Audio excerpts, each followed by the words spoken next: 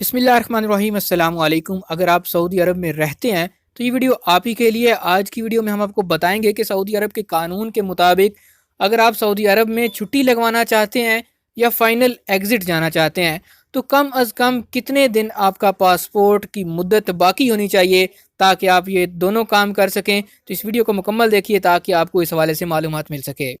تو آپ کو بتائیں کہ سعودی عرب کے محکمہ جوازات کا کہنا ہے کہ پاسپورٹ کی مدت اگر 90 دن سے کم ہو تو خروج عودہ جاری نہیں کیا جا سکتا۔ یعنی اگر آپ کا پاسپورٹ 89 ڈیز بھی باقی ہیں اس کی ویلیڈیٹی ختم ہونے میں تو آپ کو ایگزٹ ری انٹری ویزا جاری نہیں کیا جائے گا، آپ چھٹی نہیں جا سکتے۔ اس کے لیے کم از کم آپ کا پاسپورٹ 90 دن کے لیے ویلڈ ہونا ضروری ہے۔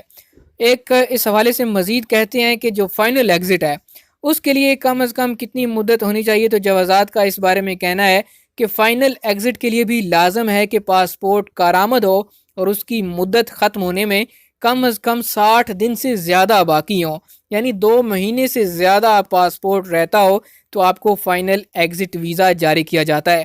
اس کی وجہ یہ ہے کہ جب آپ کا فائنل ایگزٹ لگتا ہے تو اس کے بعد آپ کے پاس سعودی قانون کے مطابق 60 دن کا ٹائم پیریڈ ہوتا ہے۔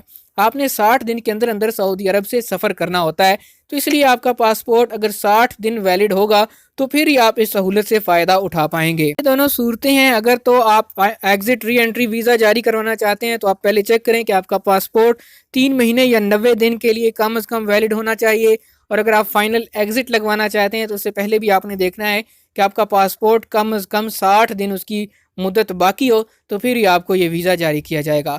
امید کرتا ہوں اس حوالے سے کافی دوستوں کا سوال تھا، ان کے لیے کلیریفیکیشن ہوگی۔ پھر بھی آپ کو کوئی سوال اس ویڈیو کے نیچے کمنٹ کریں، چینل کو سبسکرائب کر لیجئے، بیل آئیکن پریس کیجئے تاکہ نئی آنے والی ویڈیوز کی نوٹیفیکیشن آپ تک پہنچتے رہیں۔